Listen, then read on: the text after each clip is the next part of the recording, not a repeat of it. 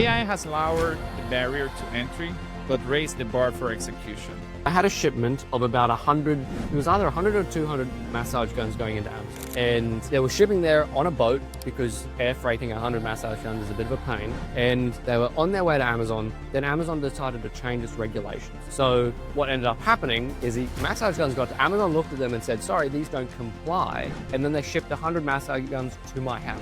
Wow. The fact of the matter was, I had 100 massage guns to sell. I got that massive setback. I essentially went, hey, how can we sell these massage guns? And that's when Shopify started happening. And that's when I went to Shopify to start these other brands. And oh my goodness, Shopify has been absolutely ludicrous. I want to get your piece of advice. Someone out there watching us, thinking about starting a business, what do you think are those initial steps on how they should approach building a business from the idea to execution?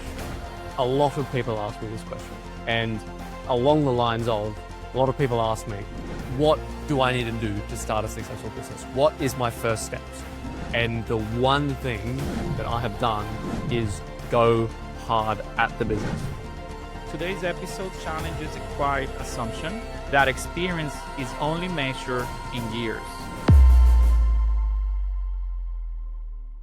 AI has lowered the barrier to entry, but raised the bar for execution. Anyone can access tools. Few can design systems. Even fewer can do it without compromising trust. This episode matters because the next generations of leaders isn't waiting to be invited. They are building differently. And the real question isn't how young you are. It is how intentional you are. Welcome to the Human Protocol, the podcast about staying human while building the future. I am your host, Michael Solomon. Today's episode challenges a quiet assumption that experience is only measured in years. That youth means naive? Not anymore. And that AI success is about hacks instead of discipline. My guest today is Drew Carmichael. And Drew, thank you for being with us on the show today. Thank you for having me, Michael. It's a pleasure to be here. Awesome. I would like to start it for you to give us a little bit of introduction of who Drew is as a human being. So if you can tell us a little bit about Drew, that would be fantastic. Well, thank you for the introduction, Michael. I really appreciate it. And as I said, it's great to be here. I'm really excited to talk through in this video about a little bit what I do and how we bring AI into actually scaling e-com stores. And it's funny. So you mentioned their experience, and that is definitely something that I'm up against every single day. And also our team. I currently run a marketing company, and I've been in the space of e-com since grade 9. And ever since I've been selling stuff online, there has always been that notion of experience of how is this kid doing what he's doing? And people say to themselves that they shouldn't trust me. Now, obviously, especially with the land of AI right now, if folks aren't moving with the flow of AI, just with, young, malleable brains, then people get left behind. And I think that's one of the biggest advantages that young people have in this day and age, that they're able to adapt and they don't come from a perspective of really traditional views of developing content. Anyway, apologies. I need to answer your question. Who am I? Well, look, I've run e-com stores since, as I said, grade 9, and it's been a journey and a half because I've failed so many times, but along the way, I've had to learn. And that's something that AI is really good at. But obviously, the journey that I've been in, especially moving through to being 20 right now, AI hasn't been around the whole time. So it's been the biggest thing has been able to adapt what we've done with e-com stores and scaling over to 6 figures annually easily. We actually have some clients right now that we've scaled them over 6 figures a month. And also, they're in their 20s.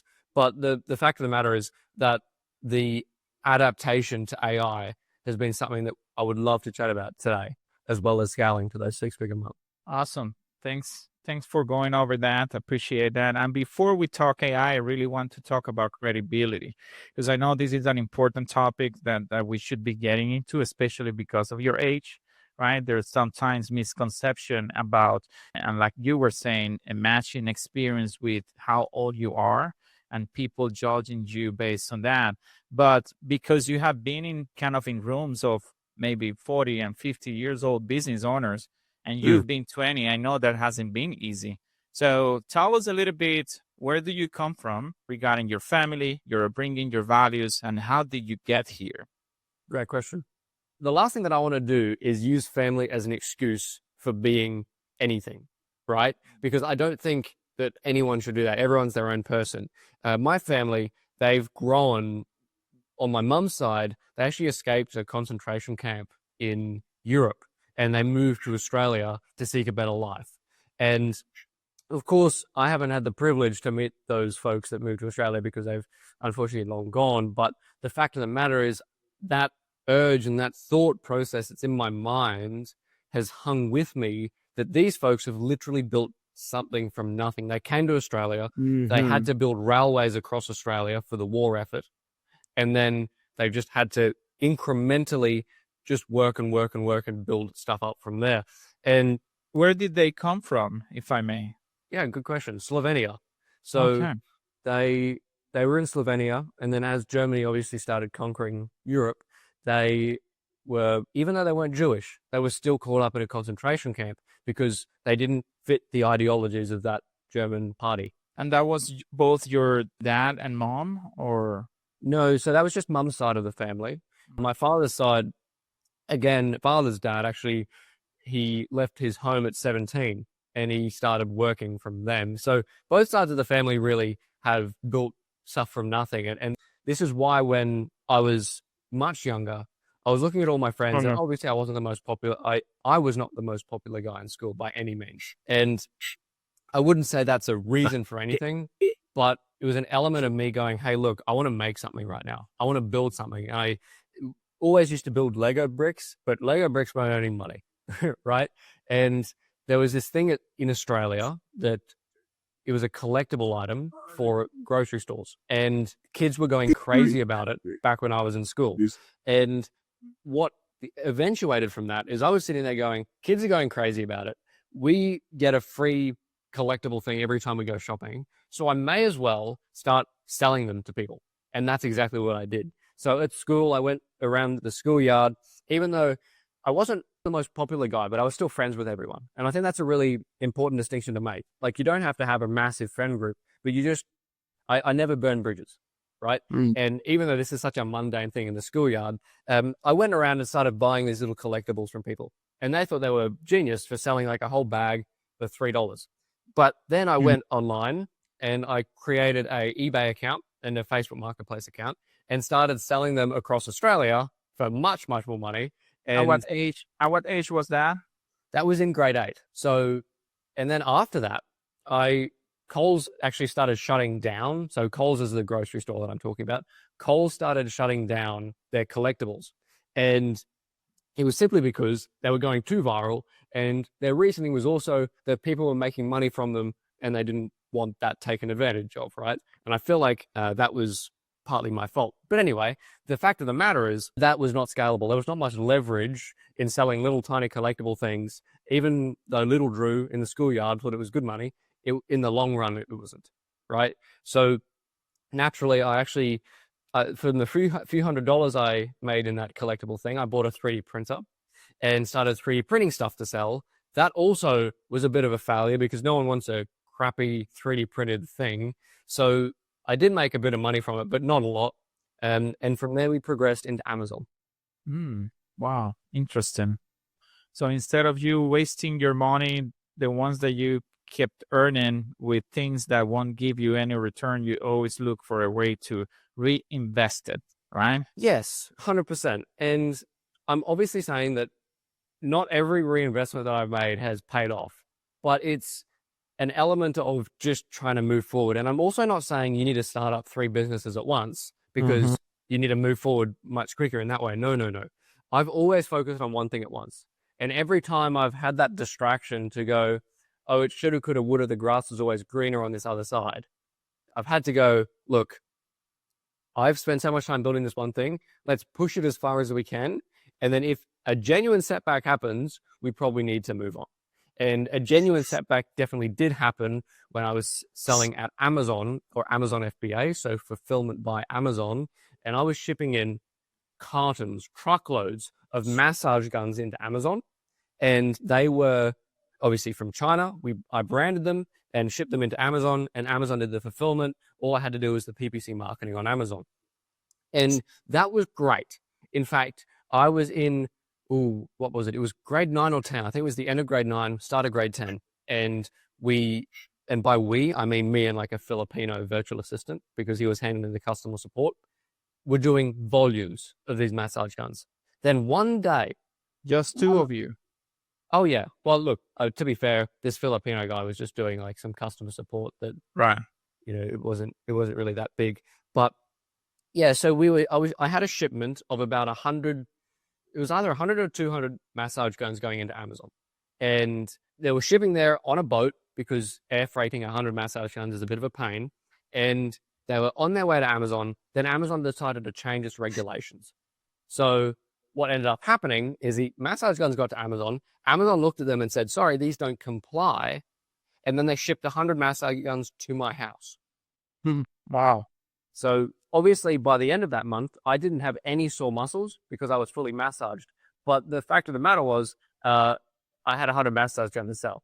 And you were doing all that from your bedroom?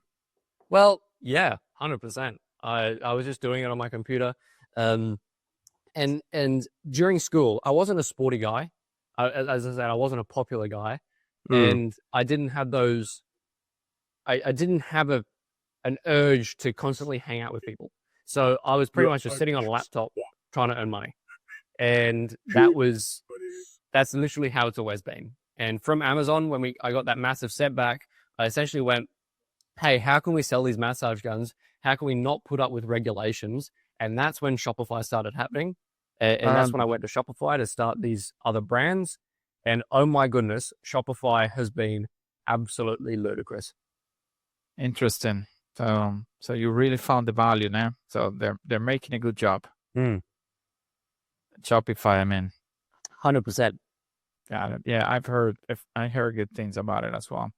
So tell me, Drew, when did you realize you had to communicate at a higher standard to be taken seriously? And have you had approach? Has that been a challenge for you? Have you overcome that? Is that still chasing you? How do you see that today playing out? It's funny you mentioned communication, because when I first started doing this work with clients, and obviously my whole life was pretty much running stores myself. And then when I started to communicate with clients, because I was so young and realistically still am, the fact of the matter was I felt like I had to have some extra level of communication, some extra level of professionalism. But the funniest thing is that when I started communicating with people like they were actually humans, we actually got better results and better communications with the clients, because people just want to be treated like humans in the end. And for example, I was working with this client. They had a airplane startup, so building a hydrogen jet aircraft out of Switzerland. And the guy who started it lived in Monaco, and they had a team in London and all this sort of thing. And when I first joined, or when I first started contracting to that team, I was doing all fancy emails and keeping it extremely professional, and the progress was pretty slow. But then I ended up just having like video calls with the guy who owned the company when he was driving in his like Aston Martin in Monaco, because it was just super chill. And because we had that really relaxed relationship, we were actually able just to flow ideas really quickly and not be offended or worried about offending each other, because we just had that trust and that casual level of understanding.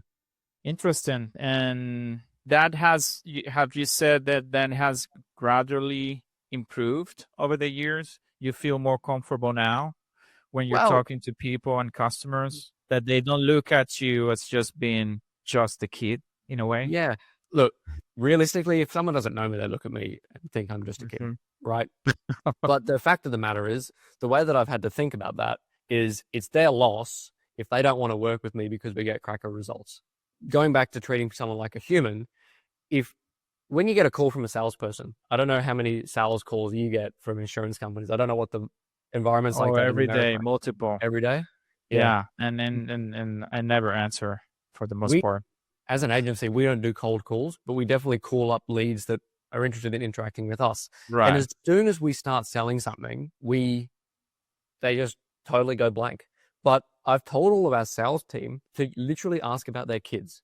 If they're a family, ask about how their kids are doing. If they somehow, we find out that they have a business around cars or a business around football, or business around something, ask about their interest and chat to them like they're a human. They don't really care about what we have to offer in the first 10 seconds of the call. They just want to have a genuine chat because we need to seem different to everyone else. And that's what most people are kind of craving, right? To have it human to human interaction and conversation that you can actually start making that connection. Because that initial connection is what's going to determine what's going to happen with your business relationship. So I agree. It's extremely important.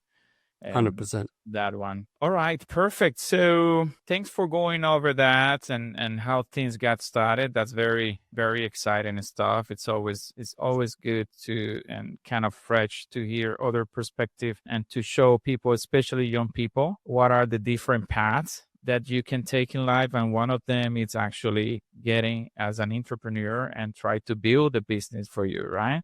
So I think that's extremely important that we bring this conversation and your story as part of today's episode to it. And I want to move on from that part of the conversation to kind of the systems that you have built around the company and your processes that had allowed you to scale your business, right? Instead of going from manual processes to automation. So how that transition has been for you over the past, I would say, a couple of years, and what you have seen as benefit for your company and your business. 100%. Look, first thing that I want to say about these processes is that my brain doesn't work in processes. So that has been the number one hardest thing that I've had to do and sit down and write these processes. And thank goodness for AI. Because I could not sit down and write hundreds of SOPs for all of our team members just typing out. I would be here. I type pretty fast. I agree. But I would still be here for a It's long a lifesaver, isn't it? Oh, goodness gracious. Just got to make sure it doesn't hallucinate. And I think it'd be great to touch on hallucination sometime in this podcast. But look, running a marketing agency, in fact, running any business from scaling up from scratch, if a good friend of mine comes to me and asks me, should I do it? I would probably say no, because unless they're in a great position in their life, let's say they have kids and they have all of these responsibilities, to add another handful of massive stuff to that, it could possibly be very overwhelming. And that's sort of one of the reasons that I started from a young age, because I don't have a family. I don't have 100 debts to pay. I don't have a mortgage. I don't have any of that, and I'm planning to rent for a much longer, just so I don't have those massive overheads. But the fact of the matter is that building a brand is super tough, and I'm just a really stubborn person. That's pretty much it. And I just keep on cracking, and I don't really care what other people think, and I just keep doing it. Obviously, I care what our clients think because they need to get good results, but it's just a matter of persisting and pushing through, and you just got to keep going.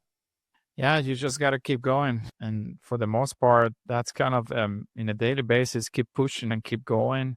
And automations and systems should allow us to find those opportunities where we can be more efficient in our business. Absolutely. Can I touch on that actually?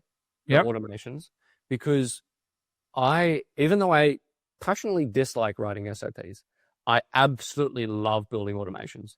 And it's so satisfying seeing something work and connect one platform to the other. So for example, we at The Cultivator use Go High Level, Make.com, which is like a version of Zapier, and also a bunch of different, actually Make.com sits in between, but we integrate, Xero, which is an accounting firm in Australia, and Shopify, and all these different platforms. So for example, when a client comes to us and goes, hey, I want to watch a free video to learn a bit about something, we then get their information, process it, send them a few text messages, send them a few emails, and put them into a system, let our sales team know with a notification, and it all goes through.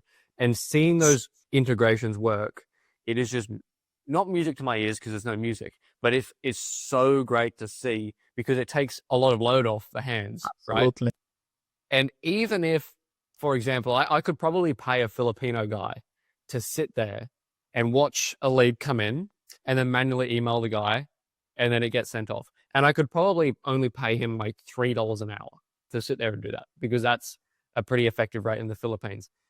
But the fact of the matter is, it's me sitting there knowing that I have a guy waiting for an email to come in and I'm still paying this dude just to sit there, right? Even though it's not expensive. So automations are super key to just get things chugging along. And obviously our automations evolve, right?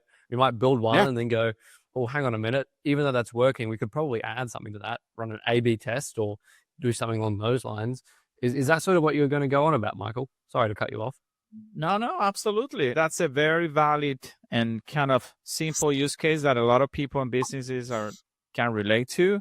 It ways for you to automate your processes because we're all using multiple tools. And sometimes those tools, most of the time, they don't talk to each other. So the business case, that use case that you are providing here is a very valid one, which is it's basically getting the messages and the requests, and you are automating other steps to reach out and get back to your customer. So a lot of people, and those are actually not very sophisticated, that are kind of very simple automations that small businesses can actually try to implement even themselves, because that sometimes don't require a lot of technical knowledge or development, right? That's valid. No, 100%. And the word automation for a small business, in my opinion, would seem overwhelming if you don't understand what an automation is, right? Right. And the fact of the matter is that I also keep it simple. And in fact, I know I'm going back to ads. Ads are totally unrelated to automations, but one of our analogies or methods that we use across the board is the KISS principle. Do you know what the KISS principle is, Michael? No, KISS? That's right. Keep it simple, stupid. Keep it simple, stupid. Okay. No, that's no worries. Look, the method behind that is that just don't overcomplicate it, because I'm a notorious automation maker man, and I sit in make.com for hours and hours and build all these automations. And if an automation is too complicated, then they could throw an error and it would just fall off the cliff, right? So that's why I love just building really simple automations that aren't overwhelming for business owners. And by the way, we don't offer automation building as a service. I'm just talking about doing it internally for our system. Yeah. And the whole point of it is that when we look at it, we go, yeah, that's great. It can solve super simple problems like receiving leads and sending them emails, or receiving an ad and sending them an email, or receiving an abandoned checkout and sending them a text message, or capturing someone's information on the website if they wanted to download something and send them a text message. And the whole point of that is it's actually inside one of our sort of flows that we do, our 4-step flow for follow-up. Because an automation follow-up, even though it's super simple, there's literally one input and one output, but it can pay dividends because it's keeping engaged with the customer or potential. Yeah, absolutely. 100%. Well, there's obviously also other automations that relate to internal stuff, like sending invoices and receiving a notification that someone's processed an invoice. But yeah, it's the more automations you can build out, the more simple the SOPs become, and then just the quicker things can move. For example, yesterday, I wanted to send an invoice because we were onboarding a client, and all I had to do was in Go High Level, tick, yes, this client's joined, and I ticked what this client subscribed to in terms of their subscription with us, and then click save in their customer profile. And Go High Level, by the way, is a CRM tool that a lot of different businesses use. And that straight away sent them an invoice through Stripe, and it also had a subscription element to it. It'll rebill them every month automatically because they vaulted their card, and we just started cooking with gas. It's amazing how we have evolved and how these simple automation, as the one that you're describing, because those are very simple, can actually help businesses. And it's a very valid point that what you mentioned, that I think sometimes businesses, they think that they need to be techie.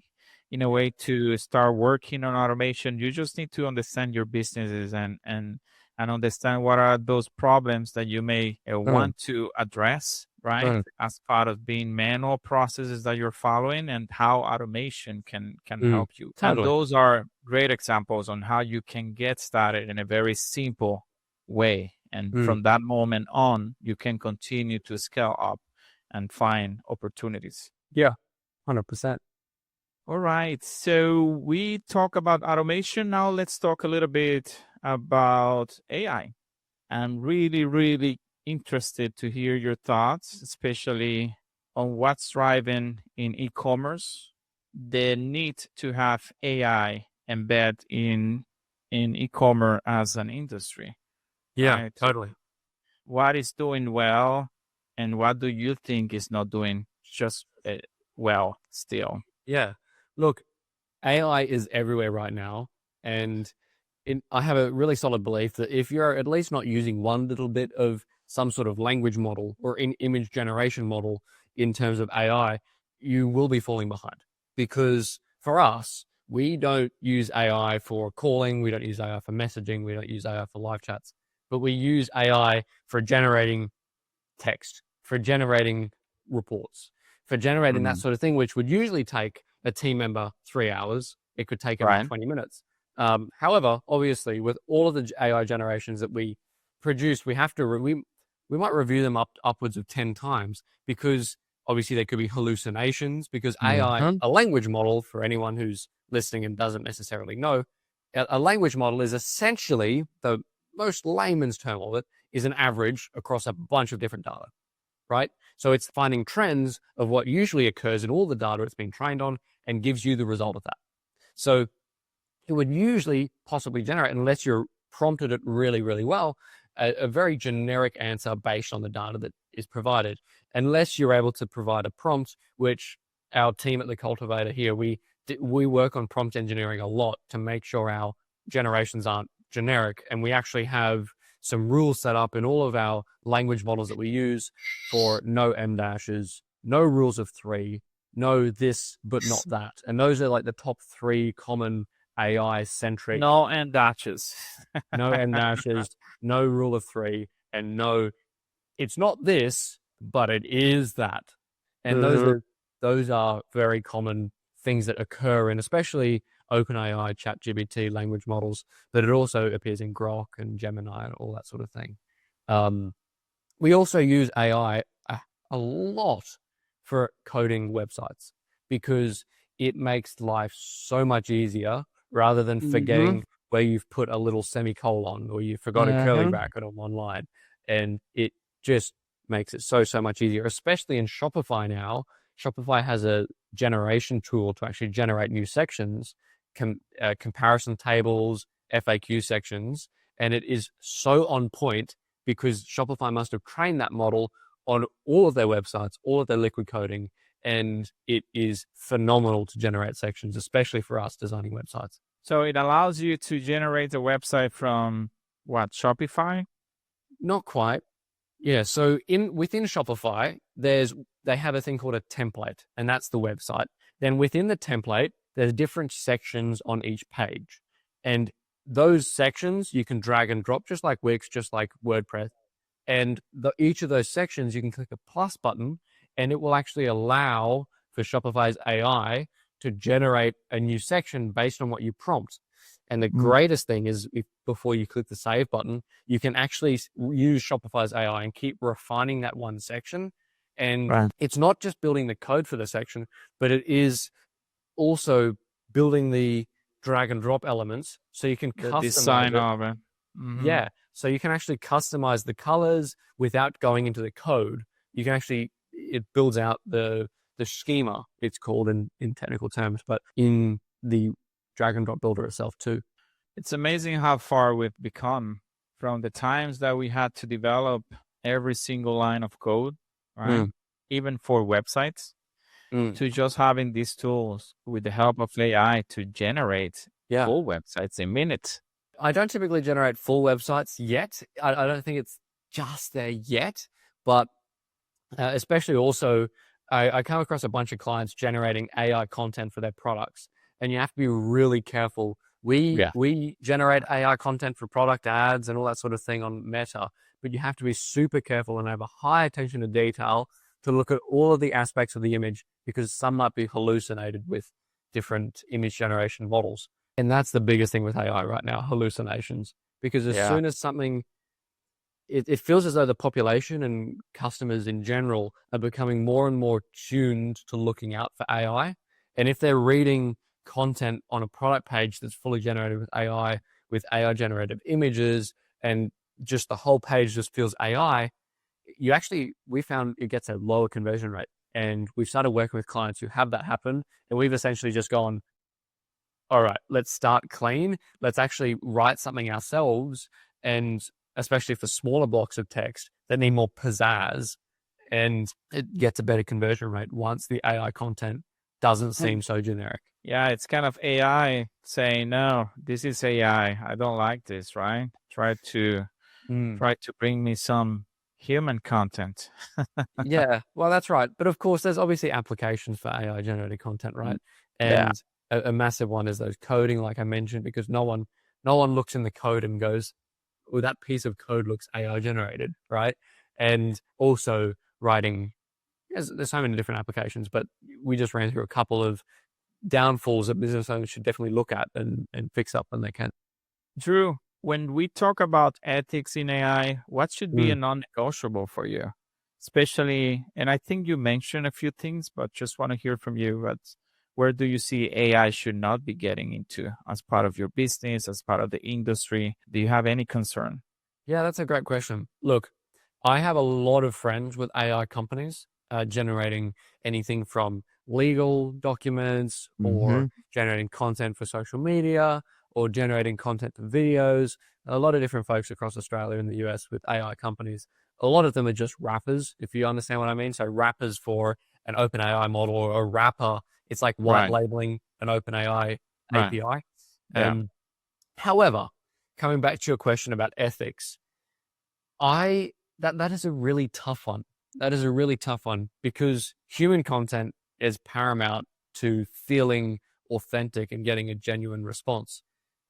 Especially, I have a friend who just started building, no, actually, he's just launched a dating AI app that generates content for like an AI girlfriend. And I think that is possibly pushing the boundaries of what is morally acceptable for some guy to be on there with an AI girlfriend devoting his time to a computer. It's like the movie WALL-E, with everyone just sitting there and the things are floating past. I don't know if you've seen the movie WALL-E, Disney. I've seen it, yeah.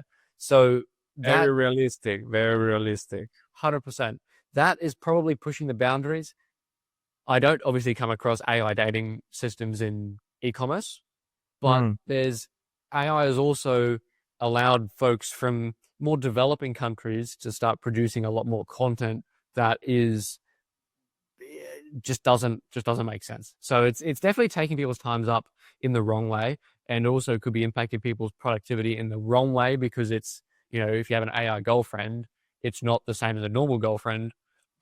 I'm not going to comment on the difference there, but the fact of the matter is that the computer's always there. It can be consuming your time. So that's possibly one of the areas of morally acceptable. Maybe you also wanted to lean into with this question with the medical space, with AI there, in the medical space, with providing advice based on different documents. Yeah. And if that information would have hallucinations. If I were to receive medical advice from ChatGPT, for example, rather than a purely hospital-developed AI model, they would be totally different, because ChatGPT is developed on a massive database, but also across the board, right? And who's to know that ChatGPT hasn't been trained on some random website with this hippie dude providing some random advice to fix a broken arm and you need to rub honey on it or something, right? And ChatGPT could possibly pull up that information and regurgitate it back at me.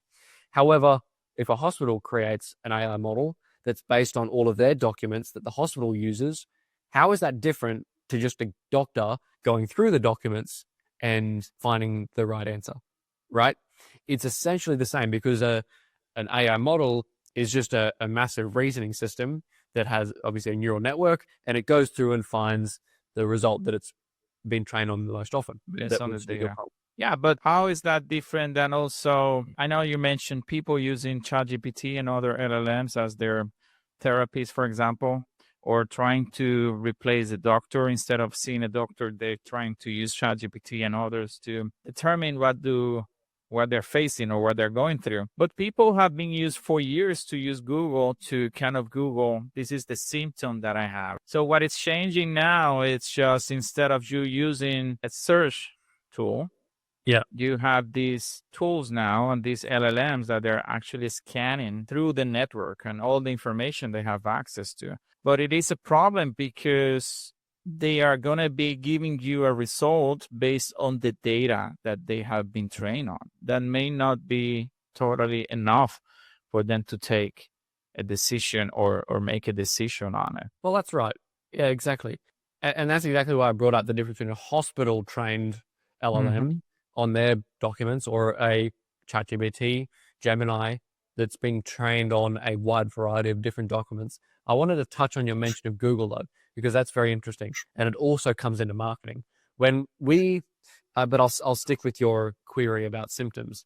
When an individual would look up symptoms on Google, symptoms, in fact, for a medical issue or symptoms for whatever, an issue, or symptoms for, an issue that their business is going, oh, we have bad profitability, et cetera, et cetera. Traditionally on Google, would open up Google, then go to a website and then read the information from that website, right? But the difference between Google now and ChatGPT, for example, is ChatGPT probably would provide the same information, but it would be delivered in a different way where one individual might trust it more because it says their name. It says, oh, this would be a good idea for such and such. And it actually refers... structure, right? Exactly.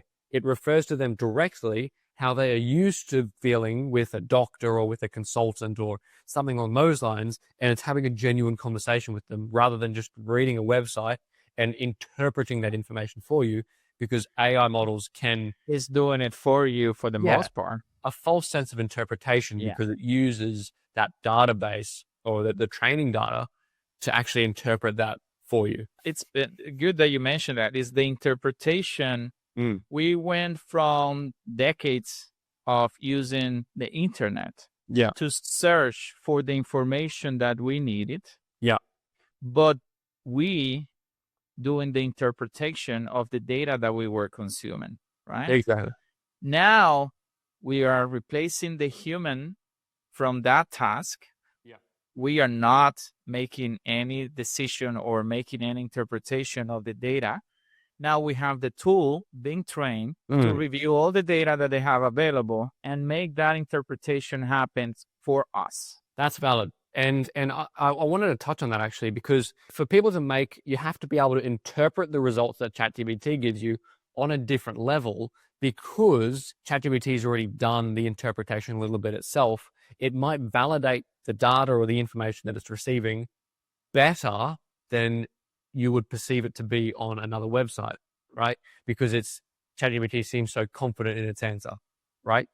That becomes an issue, especially for more naive individuals. So whether that be business owners or even people in our team that aren't as familiar with the data they're consuming or the things that they have to research or even the programming code that they're trying to produce. Or are becoming so lazy that they're just taking that result as is. Yeah. And especially for people familiar with the topic, if you're reading the results that are these other folks who are naive that are generating with ChatGPT, if a familiar individual is reading that content, they're able to pick it out and go, hang on a minute, you've written something here that makes absolutely no sense. And for me personally, I love that because it is like a black and white indicator on how bad someone is at their job, right? And obviously how little time they've actually spent and effort to read the content they're producing because they just grabbed it from ChatGPT and pushed it out with a hallucination in it. Yeah, it's interesting, man. And I think the easier it gets for a lot of people to not having to go through and put in the work, And that's my concern, especially in sensitive topic like medical advices and that kind of stuff. It's like some people are just taking it as granted and taking as is and not Yes. and thinking this is it, and that's not it. It's that's just an interpretation of the data and the symptom that you provided, and it should not be taken as is for the most part. It's like people also using ChatGPT as their personal therapist. That's a tough one to bring up, actually, because a lot of people these days are very insecure. And in fact, myself, I get rather insecure as well at some stages because running a business is tough and there's always issues, right? And ChatGPT can always be unsensibly positive about everything, right? And there needs That you to be a feel like the stage. Superman, right? Yeah, that's right. There It's- needs to be a stage where some people, especially myself, need to take a good hard look at what's happening. And even though ChatGPT is being positive, that might not be the way to look at it. Yeah. Because it's really tough to look at. And I definitely didn't have ChatGPT when starting this whole journey. And as I brought up before, it's just you have to be malleable and you have to be able to work with all these new tools, even if it sometimes gives you hallucinations that aren't necessarily true. Yeah. I think for us, both of us and our generations, in a way that had been living without AI, for example, and now learning to live with AI, we bring another perspective to it, which is use it to augment us to provide all the benefits that they provide. But we're still in the driver's seat, right? We're still the ones that needs to make decisions, and we're still the one that needs to review the results, because sometimes the information being provided, it's really not accurate. And that means that we have to put in the work, and we will need to continue to put in the work to kind of make sure that we get the information that we need ourselves. 100%. I wanted to ask you, there's a lot of people, and when I think about the future, I believe that this future in the next few years, there should be a lot more businesses being created. People are going to be investing a lot more as being an entrepreneur. People are going to hopefully build their own brands or invest time on that. And I want to get your perspective and see if you can give a piece of advice to our listeners, right? There is someone out there watching us thinking about starting a business. What do you think are those initial steps on how they should approach building a business from the idea to execution, right? Great question. If you can give us your perspective, I think that would be very valuable. Great question. A lot of people ask me this question. And along the lines of, a lot of people ask me, what do I need to do to start a successful business? What is my first steps? And the one thing that I have done is go hard at the business. Go be dedicated to the one thing. And for me, there is no such thing as a balance. I don't have a balance. I don't have a work-life balance. If anyone tries to tell me that that exists, I just smile and wave like the penguins of Madagascar, right? What do you mean with that, Drew? Tell me exactly what do you mean with that, because I'm interested in getting your perspective on it. If you want something to succeed, the only thing you can do is just outwork everyone else, especially me, because I'm competing against 40-year-old people who have. So you're a competitive person. That's what you're saying. I get too nervous in competitions. I don't like competitions, but I love competitions that aren't live. So I just do the preparation beforehand. In fact, since I'm in a highly competitive world with people who are double my age, triple my age even, that I'm competing against, I just have to outwork them. I don't have a big circle of friends. And if you think that you'll be able to keep a big circle of friends when you start a business, if you think that you'll be able to keep going out every weekend when you start a business, if you think that you'll work 4 hours a day and become a millionaire because you're starting this business, that is not the case. And even if you have a lot of friends, not everybody will be rooting for you. Oh, no. Look, everyone tells me that they're rooting for me, everyone that I speak to, but that's because especially the Australian mindset is that you got to be positive, but then just talk behind people's backs. And I don't even worry myself about that, because that will come when you're running a business. Everyone is preying on your downfall. And the only thing you can do, as I said, is just outwork them, because everyone wants to start a business. everyone listens to podcasts for motivation and they just want to start a business, but no one wants to get to the 6-month part where you've been working nonstop. You want to have a holiday. You've barely been making any money and you're still somehow motivated, right? And some mornings I wake up, even though we have clients that are loving us, even though we also have clients that are hating us, some mornings I wake up and I just feel super depressed because I'm focusing on the negatives. And ChatGPT can't help me with that because it'll just be overly positive and tell me stuff I already know. And you just have to keep pushing on and keep working.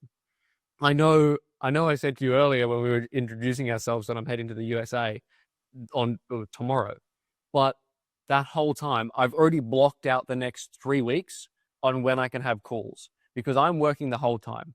For me, I am not only supporting our clients in their journey to scale and make them money and run their ads, but I'm also supporting the lives of the people who are working for us, who have kids, who have a house to renovate. It's a double responsibility. That is 100%. And if an individual wants to start a business, they need, as I said earlier in the call, they need to look at what their current responsibilities are. And if they can add more to that, if they can deal with that, and if they can deal with it all going wrong in the same day. Yeah. And that is because that happens. Oh man, it does. And that happens, and it happens a lot. It's life at the end of the day, right? And look, and I'm sure you have seen and you have gone through that as well. My grandfather, the one that left house at a very early age and who pretty much didn't go back to his family, he said to me that there is not one wealthy person who is never stressed, right? If you don't want to be stressed, you can just go live a normal life. But a normal life also has stress. That's true. That's true. But there's from what my grandfather said, there's a lot more responsibility running a business and having all of the folks relying on you. Anyway, to answer your question, if someone wants to start a business, my advice is to lock in, focus on the business, and don't stop. Even if it means everything and you lose relationships, which I sure definitely have, and I don't need to go into those details today, but it's one or the other. I don't believe in a work-life balance. And I know you probably talk to other guests who give different answers and stuff like that. But especially for me, competing against almost every single person in the industry that's almost triple my age, you just have to focus and get it done. Whatever it takes. That's right. And how do you bring your team under that same mentality? Are they part of the culture, is that the energy you're bringing to the culture of your company? Are people jumping in? Curious to hear if you face any challenges from your organization on that. Great question. So us as a team, we hire quick and fire faster. So if someone, I can tell almost immediately, I try and tell in the interview, I interview every single person before they come in the team. And then as soon as they start working, we give them a week. We give them a week to show us what they're made of. And I don't care if they're the crappiest person at what they do. But if they have a good attitude, we can make something out of that. So for example, I'll give you 2 examples. One is our team manager right now. I don't call him HR because I don't know why I don't call him HR, but he's just our team manager. And he bridges across the team based in Australia, Philippines, and the USA. And he started with us as a Shopify developer. So developing Shopify websites, building them and stuff like that. He is the worst Shopify developer I've ever met in my entire life. He is terrible at Shopify developing. But the thing that I noticed with him in the first 2 weeks is that he's great with people. He is great with understanding people and being a lot more empathetic than I am. And I said to this guy, Pablo, his name is, I said, Pablo, you're a bad Shopify developer. And he got really sad. And then I said, but I still want to work with you and I want to give you an opportunity to work as our HR manager. And this guy has been the best team member we've ever had, just not with Shopify, but with managing the team. He looks after everyone. He is so dedicated to our team. And that is just what we need. We need people who are dedicated and urging to go. And we've actually been able to send, so he's based in the Philippines. We've actually been able to send his kids through college because of working with him. And that's some opportunity that no one in his neighborhood or anything like that has had to happen. He's also bought a new motorbike. He's been able to add a second story to his house. He is just we've opened up a lot of opportunities for this guy because he's so good. And I'm not saying that all of our team is in the Philippines either. We've onboarded a couple of guys in the US, and one of the guys in the US, same thing. He's never run a Shopify store in his life when we onboarded him a year ago, right? But he was so dedicated to learning. And as a matter of fact, most of our team members are actually around my age too. And he was so dedicated to learning that we onboarded him, and we had another Shopify guy in the States, in the USA, and he was around 30 something. We onboarded this guy, this younger fellow, and they were both developing websites on Shopify. Somehow this younger guy who's never done Shopify websites before was actually producing more and higher quality content than this other guy who's learned Shopify years and years ago and is almost double his age. So it's because we value dedication. And if I'm putting in the hours, I don't expect our team members to put in hours because they've joined a job to have consistency and reliable income. I've started a business to have super unreliable income, but a lot of it, right? And when we bring people into the team, we share that goal of having a great company and share that excitement of them upskilling, learning, and becoming a gun at what they do. Yeah, that's awesome. It seems you and the company values execution, and I think execution is extremely important for companies to make it or break it. 100%. And yeah, that's exactly the mindset, especially when you own a business. You need to get things done. It's there's no other way other than getting things done, and whatever it takes. That's right. And look, if I'm the business owner, I'm meant to be telling these folks what to do. Right. But if someone forgets something, or if it's my fault and I forgot to tell them to do something, or we miss something on the line and the client's knocking at our door going, hey, we need some help, I'll jump in and make a website. I'll jump in and make an ad. I'll jump in and fix the ad up, edit something, Photoshop something, just to get it done and to keep rolling. Because I really believe in momentum. And there has been some periods, some weeks that I felt so down in the dumps because something's happened in my personal life, or something's happened with a client or something like that. And it's just affected my brain. And I've had to take a step back, and I've literally had to talk to one of our team members. I've had to sit down with them and I go, hey, what's happening with you right now? And they've gone, everything's great. And I go, shit, yeah, it actually is great. But I'm just focusing on something because I'm the business owner is looking over everything. And if one little thing over here is going wrong, it just messes up my brain. And I got to talk with a team member somewhere else to realize how great things are actually right now. And I know AI could help you with that, but it doesn't give you that feeling of a genuine human being sitting down with you and going, hey, look, things are good right now. Yeah. We just got to keep pushing. There's no way I would ever do that and provide you that energy, which is having that type of conversation between two people will provide you. 100%. So that's awesome. Drew, I do wanted to ask you something, because a lot of people that watches and listen to the podcast are business owners themselves. And I've been always curious to hear your thoughts on people that are stuck and trying to scale the business, because, getting to reach out and getting customers knocking on your doors, that's sometimes is hard. Can you provide some insights on what are the best ways to start moving into doing outreach for using ads or any other tools or processes that you can recommend to our listeners? Great question. No, great question. Look, the reason why I started the agency is because I've had a lot of people come to me before I had the agency, the marketing company that we run. And they came to me and said, hey, Drew, we're stuck. Just like what you just said. We're stuck. We can't get more customers. And the other thing that they've said, the third thing they said, so they said, we're stuck. We can't get more customers. And then they also said, we've been talking to too many people and everyone is giving us a different answer. And I go, great. that is the recipe for disaster. Because as I said earlier in this podcast, if you focus on a bunch of different things at once, you'll be the jack of all trades and master of none. So that what I would say to that is I just sit down and have a conversation with them. And the amount of business owners I sit down on a call with each week, and they're absolutely bleeding because they're spending money on ads, they don't know what to do, they've been talking to too many people, and it's just such a cloud in their brain. And I just need to sit down with them and I go, hey, look, it's not all that bad. There are some success over here. We just need to focus on what's working and maximize it, right? And as a personal anecdote, I had a mate who also had a marketing company. My biggest success for my marketing company was running outbound ads. So providing value and then receiving them as a lead and signing them on with us.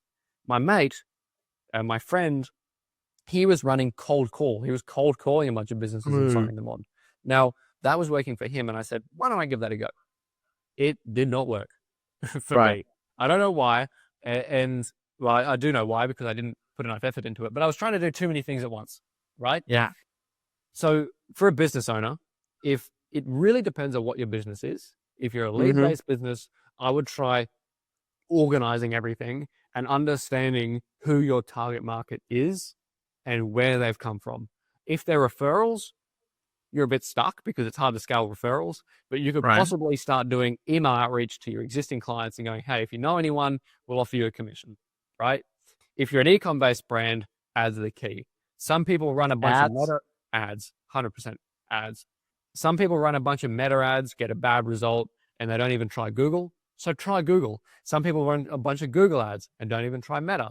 So try Meta, right? Or some people just don't have the budget to run ads at all. And I go, okay, but you have to have a cost per acquisition somewhere. So a cost per purchase. So why don't you use that margin and start calculating your ROAS? So ROAS is return on ad spend. So let's say to sell a $100 product, you need to pay $20 in inventory cost of goods sold. So then that leaves you with $80 profit. Of course, this is super layman's, not including fees or anything like that. But let's say it leaves you with $80 profit. You still, from that sale, have $80 to spend to break even to acquire that sale. Right. So there's some maths, and you just sort of need to sit down on spreadsheets. And I'm an absolute freak in spreadsheets. So I just love sitting down and going through numbers and numbers, understanding stuff. And that's just what you got to do. You got to bring it back to the numbers. Stop thinking about hopes and dreams, because if you hope an ad's going to work, I can guarantee you Mark Zuckerberg is not. So it's not one size fits all. Absolutely, right? You have to try different things. 100%. Obviously within reason, right? I wouldn't be going out there going, hey, our product, we're selling a brand new $3,000 blender. Let's sell that on TikTok ads. Because do you think anyone's going to buy a $3,000 blender on TikTok ads? Probably not. TikTok is more centric towards the impulse buying sort of things, right? The younger generation. So look, if you are an e-com store, just a shameless plug, and you want to have a bit of a chat, I'm happy to jump on a phone call and just work out what is happening. Because there are folks, for example, one of our first ever clients, and the client that brought me into this whole agency thing, I was sitting down one day and this fella came up to me and he said, we actually just started having a chat while watching, out of anything, a Sky show in Australia. And he came up to me and we just had a chat. And I said, oh yeah, I run e-com stores. It's going pretty well. I've done like $3,000 in sales. This was back when I was younger. And he was like, oh, that's cool. I run an e-com store as well, but it's going so bad. And he's done like maybe $10,000 of sales. And I go, okay, there could be legs to this. There might not be. Just do these 3 things. He implemented the 3 things and he literally doubled his revenue. And he came back to me and he said, all right, I've hit another block. And I go, all right, I'd love to help you more, but I'm probably going to have to charge you money for it. So that is where my agency, my marketing company was born. But this guy, he was interesting. This guy was 20 or 21 at the time. He's 22 right now. And we, in the last 30 days, have done over $100,000 of sales in his store. Wow, amazing. So this guy, he is a legend. He's moved out of home. He has his own place. He has a brand new BMW M3. He has a girlfriend. In my opinion, he's winning at life. But also, there are some days that I have a call with him and he's down in the dumps as well because he's a business owner. Business owners run into those things, and he has to deal with all the crap that happens in his store too. But he's still doing between $80,000 to $100,000 a month. And you know, at the end of the day, also, if the business is your passion, good days, bad days, you're gonna go through it, right? As you're going through it yourself, and it's still your passion. So, and every time that you're working and fighting for what you're passionate about, at the end of the day, it's always gonna be a good day. I understand that. However, obviously, passions can be, how do I say this? Passions, if a business is your passion, that's great for the first month. And then when something goes really, really bad, you reconsider it and you go, oh, the grass is always greener on this other passion that I have. And that's tough. It is, but that's also going through life. That is. Good moment and bad moments is life. It will throw things in you. And you think that with 20 years that you have and all your experience already accumulated on everything that you have been through, maybe you say, oh, I'm ready for what's coming next. But at the end of the day, it doesn't matter if you're 20 or 40. We're all humans. Yep. And tough and hard moments, we're always going to have to face it. 100%. And in a new way, for the most part. 100%. Awesome, Drew. I think we're getting already at the end of our conversation. So I really wanted to thank you for taking the time to be with us today. It has been an exciting, very interesting conversation. So really appreciating you and making the time to be with us today. Okay. I really appreciate it as well, Michael. It was off to a shaky start, I must admit, but we got there in the end. It'd be really awesome if what was shaky? I don't know what was shaky. It wasn't shaky at all. I didn't bring out any of the results. I should have brought out some big guns at the start with some numbers or something like that. It'd be great if you could do like a summary or something at the start. I don't know of our thing. Put in some like highlights at the start so people actually don't get bored in the first 10 seconds. But no, it was great. Yes, we have that. But not worry about it. We're only getting started. We're probably going to have more opportunities in the future to have another conversation and catch up and see how things are going. So 100%. Well, look, I hope whoever was listening as well got something out of today. I would love to hear what people's thoughts were on this podcast. If they can leave a comment or send you a thought, Michael, of what they thought, because that would be really awesome to know what everyone was thinking when they watched this. Awesome. Really, really appreciate you. Thanks for the time today and also wishing you an amazing vacation in the US. Make sure that you have some time to enjoy. Thank you very much. Okay. I really appreciate it. All right. And if this episode challenged your assumptions, share it with someone building in this new era with AI. Follow the human protocol, and because the tools will evolve, but character still compounds. And the code may change, but humanity is the constant. Thank you all. See you next time.